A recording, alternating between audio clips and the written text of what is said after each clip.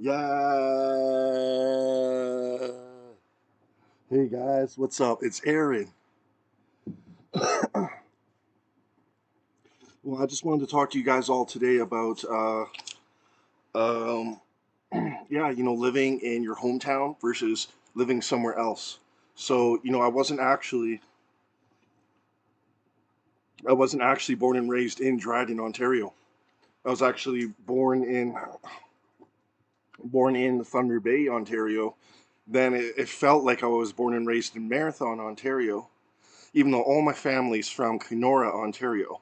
And then I went to high school and the college years I spent in Dryden, Ontario. And then it's not that complicated. It's not that of an overreach, overlapping, crazy thing. But I mean, I call Dryden my hometown now because slowly it's becoming a third of my entire life. Eventually, if I stay here another few years, eventually that's half my life. So I just call Dryden my hometown. No one goes to Marathon, Ontario, ever. No one ever goes to Marathon no more. I actually miss Marathon. I have nothing against Marathon. But I'm not going to go there just walking around by myself. I don't even have a vehicle right now at the moment. But there's advantages and disadvantages. So, I've lived, as you guys may have watched my other videos, I've lived in a lot of places temporarily, but I've traveled around, uh, um, all over East, all over West, even in other countries. But I just wanted to say, so the hometown advantage is that for my hometown, everything's smaller. And I have a lot of history here. You can't get away with a lot more, even though some would contest that you can.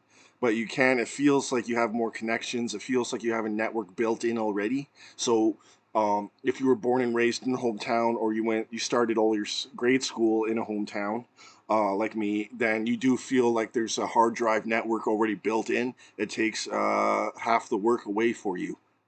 I know that when I moved to Toronto, I moved to Calgary. Everything felt like there was a 10,000 pound anchor on my shoulders or on my back because I didn't have no network built in, no connections whatsoever.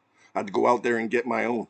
And they say networking is something that you can't ignore. Networking isn't as important as we were led to believe previously. So, you know, I think that for some people, I mean, if you got accepted to a fancy school, if you got accepted to something like the Harvard experience, Toronto University experience, Oxford University experience, Yale, if you went to a fancy school like that, or even whatever it is, McGill and everything, then you can't do it. You're 20, 19, 21, you're still in college or university in some other city, then yeah, you could probably start a brand new life right there. And I came close. I did that sort of thing, but it just didn't pan out. It just wasn't working for some reason. So I kind of backtracked and went reverse.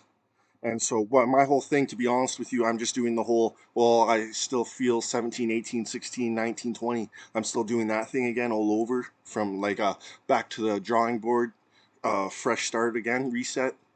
But you can do it. I would say that, to be honest, if it's a hometown versus new city competition, I give it to the hometown because you have to think with all the technology these days and with all of the different kinds of careers that are out there, the amount of people that are literate, the amount of people that can get college degrees on or diplomas or whatever online now. I mean, it's just, and then everybody's supposed to have a vehicle. That's a granted, a given. You can do almost anything from your hometown. You don't need to go to the capital city of the province. You don't have to go to the federal capital city. You don't have to go to Toronto. You don't have to go to New York for a few years and then Europe or something. You just don't have to. But that because that was a thing 80 years ago. It's not like that anymore. Peace.